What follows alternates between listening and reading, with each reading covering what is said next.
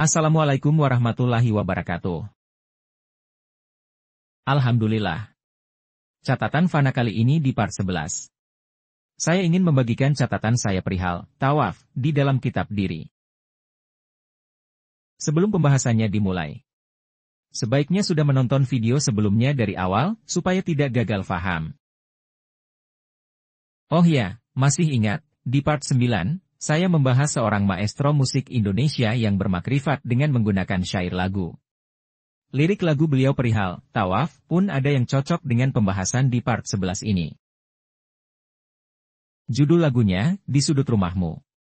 Mari kita renungkan. Di sudut rumahmu aku bersujud, seusai berkeliling 7 putaran. Tubuhku aku pasrahkan, jiwaku aku ikhlaskan.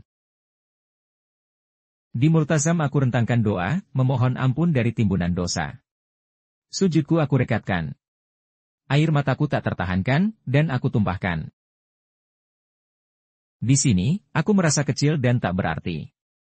Ya Rabbi, tunjukkan kemana langkah mesti ku bawa. Di sini, aku merasa tak berdaya, menunggu uluran tanganmu. Melepaskan aku dari kesombongan dan takabur. Demikian potongan lirik lagu berjudul, Di Sudut Rumahmu. Sekalipun tanpa nada, namun tidak mengurangi maknanya. Ya, tawaf itu 7 putaran. Biasanya tawaf itu dilakukan di Baitullah. Saya sepakat, saya tidak mempermasalahkannya. Dan doa-doa ketika melakukan tawaf itu pun benar.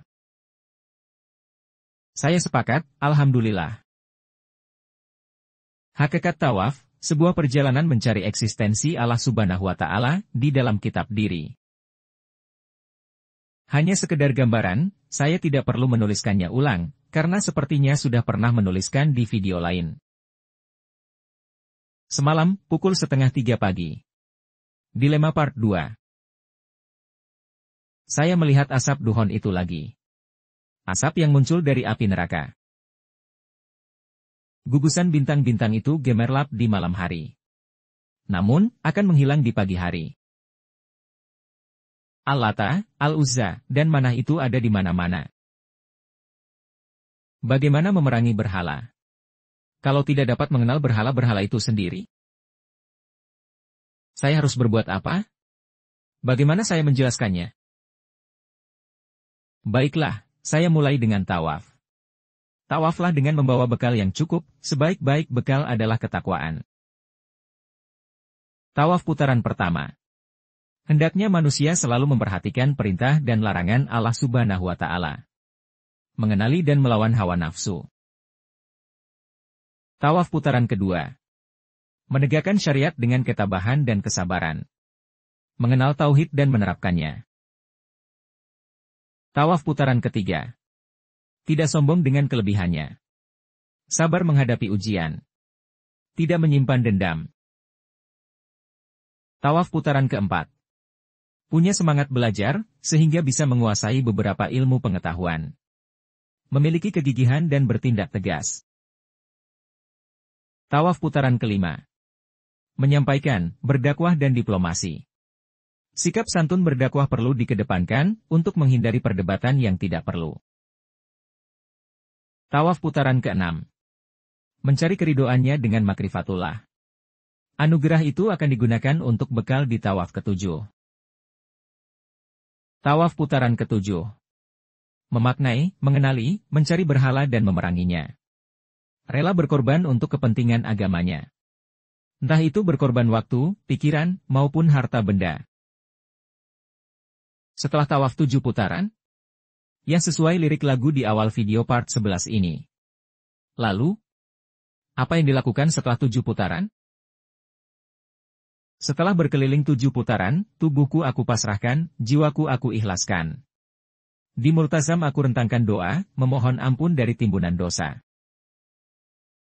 Tidak, doa itu tidak untuk diri ini saja. Tapi kepada umat manusia. Ya Allah, ampunilah dosa umat manusia, yang beriman kepadamu. Yang senantiasa bersholawat meminta petunjukmu. Kemana langkah ini akan dibawa? Ya, sesuai kehendak Allah. Allah Subhanahu wa Ta'ala. Ingat, adab itu lebih tinggi dan dihargai daripada ilmu. Karena iblis itu ilmunya lebih tinggi dari manusia. Hawa nafsu manusia ada 9 tahapan. Dan olah diri itu sendiri ada 5 tingkatan. Lalu, saat ini saya berada di mana? Bacalah dirimu sendiri, ketahuilah dirimu sendiri, dan sadarilah dirimu sendiri. Di dalam kitab diri. Perjalanan dalam bermujahadah itu proses panjang, itu penuh lika-liku, banyak tipu muslihat. Tipu muslihat itu, baik di luar, atau di dalam diri sendiri. Petunjuk itu, bentuknya ada yang sifatnya cahaya, ridhonya Allah. Ada yang sifatnya api, ujian dari Allah. Manusia dapat selamat di akhir zaman hanyalah dengan rahmat dari Allah Subhanahu wa Ta'ala dan wasilah dari Rasulullah Shallallahu Alaihi Wasallam. Sekian catatan fana saya di dalam kitab diri. Mudah-mudahan ada yang dapat mengambil pelajaran darinya.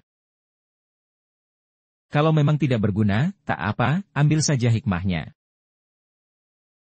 Wassalamualaikum warahmatullahi wabarakatuh.